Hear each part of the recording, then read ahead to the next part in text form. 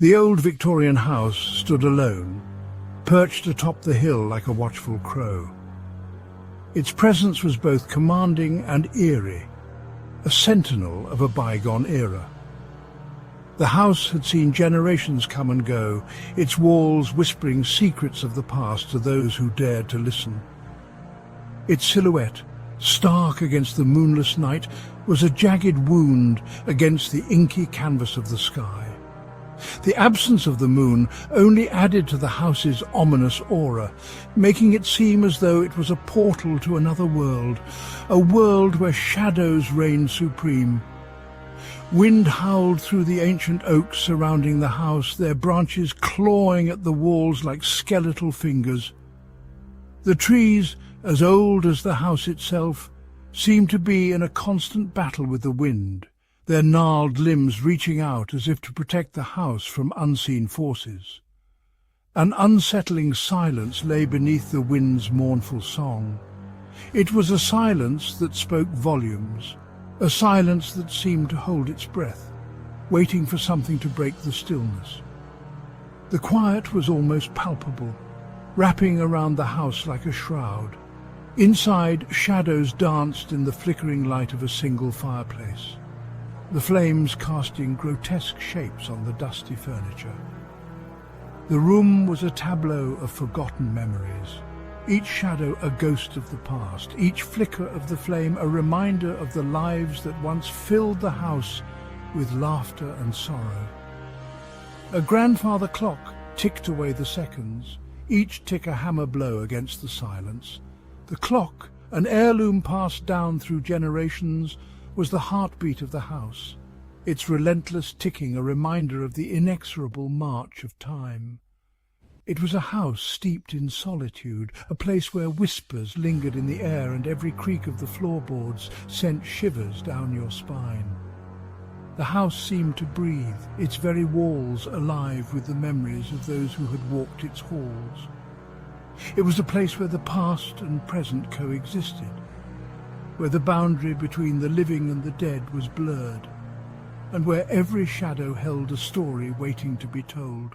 John sat alone, a book lying forgotten in his lap. The fire crackled in the hearth, casting dancing shadows on the walls. He glanced at the clock. Midnight. A gust of wind rattled the windows, the sound like fingernails scraping against glass. He tried to focus on his book, but the words swam before his eyes. A strange uneasiness had settled over him, a prickling at the back of his neck. The silence of the house, usually comforting, now seemed to press in on him, heavy and expectant. A floorboard creaked somewhere in the depths of the house. The sound echoed through the empty hallways, bouncing off the walls and filling the silence with an eerie presence. It was as if the house itself was alive, breathing and watching. John's head snapped up, listening intently, his heart hammered in his chest, each beat louder than the last. He strained his ears, trying to catch any other sound that might follow. The darkness seemed to close in around him, thick and suffocating. Silence. He tried to dismiss it as the old house settling, but the feeling of unease gnawed at him. The house had always been full of strange noises, but this felt different, more deliberate, more sinister. He took a deep breath, willing himself to relax. Just the wind, he thought. Just the wind playing tricks on his mind. He closed his eyes for a moment, trying to steady his racing thoughts. The rustling of the trees outside seemed to mock his attempts at calm. But the unease remained, a knot of tension in his gut. He listened, every sense on high alert for what seemed like an eternity. The silence was deafening, pressing down on him like a weight. He could feel the hairs on the back of his neck standing up. Then a soft thud from upstairs. A rustle, like something dragging across the floor. The sound was faint but unmistakable. It sent a chill down his spine, freezing him in place. He could almost picture the source of the noise, lurking just out of sight. His blood ran cold. He was no longer alone. The realization hit him like a punch to the gut, leaving him breathless. He knew he had to move, to do something, but his body refused to cooperate.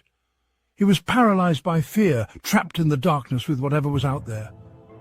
Gathering every ounce of courage, John slowly stood up. His legs felt like lead, but he forced them to move. He reached for the flashlight on the table, his hand trembling. The beam of light flickered as he turned it on, casting long, dancing shadows on the walls. He took a cautious step forward, then another, the floorboards creaking under his weight.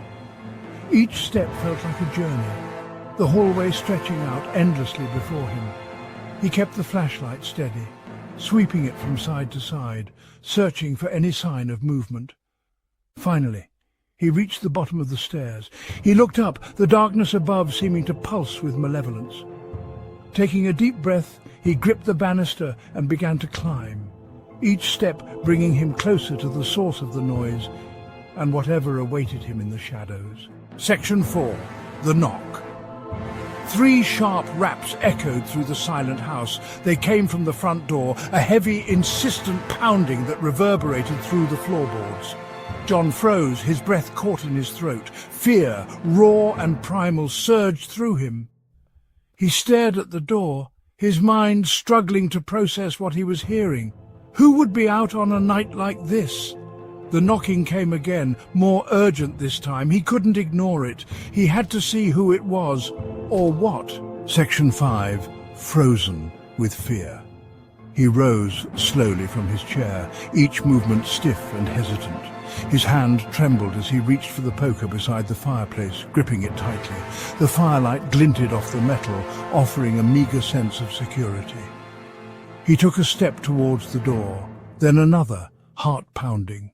Each step was an act of will, his fear threatening to overwhelm him. He reached the door and paused, listening. The knocking had stopped. Silence. Section 6.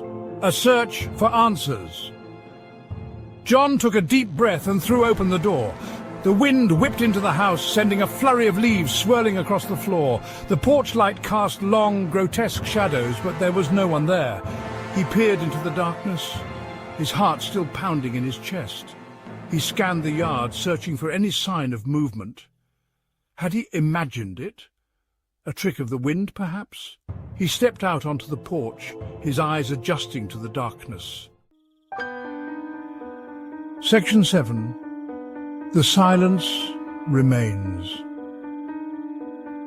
The night was silent, save for the rustling of leaves and the creaking of the old house. The wind whispered through the trees, carrying with it an eerie sense of foreboding. The moonlight cast long, ghostly shadows that danced on the ground, adding to the unsettling atmosphere. John stood on the porch for a long moment, listening, waiting. His eyes scanned the dark forest, searching for any sign of movement. The silence was almost deafening, broken only by the occasional hoot of an owl or the distant howl of a wolf. He felt a chill run down his spine, a sense of unease that he couldn't shake, but there was nothing. He was alone. The yard stretched out before him, empty and desolate. The trees stood like silent sentinels, guarding secrets that were best left buried. He took a deep breath, trying to calm his racing heart. Or was he? He closed the door slowly, the sound heavy in the silence. Each creak of the hinges seemed to echo through the house, amplifying his sense of isolation. He couldn't shake the feeling that he was being watched, that unseen eyes were following his every move. He slid the deadbolt into place, a small measure of comfort in the face of the unknown. The solid click of the lock provided a fleeting sense of security, but it did little to ease his troubled mind. He knew that locks and bolts were no match for the shadows that lurked in the corners of his thoughts. He returned to his chair, the fire now just embers. The room was bathed in a dim, flickering light, casting eerie shapes on the walls. The warmth of the fire was fading, leaving the room cold and unwelcoming. He pulled his blanket tighter around him, seeking solace in its embrace. He sat there for a long time, listening to the silence, haunted by the echo of that knock. It had been so faint, yet it had reverberated through his very soul. He couldn't help but wonder who or what had been on the other side of that door. The unanswered question gnawed at him, refusing to be ignored. The mystery lingered, unanswered, a chilling reminder that some things are best left undisturbed. The fog rolled in, shrouding the forest in a thick, impenetrable blanket. The house stood as a silent witness to the night's events, its secrets hidden within its walls. John knew that he would never forget this night, the night when the silence remained.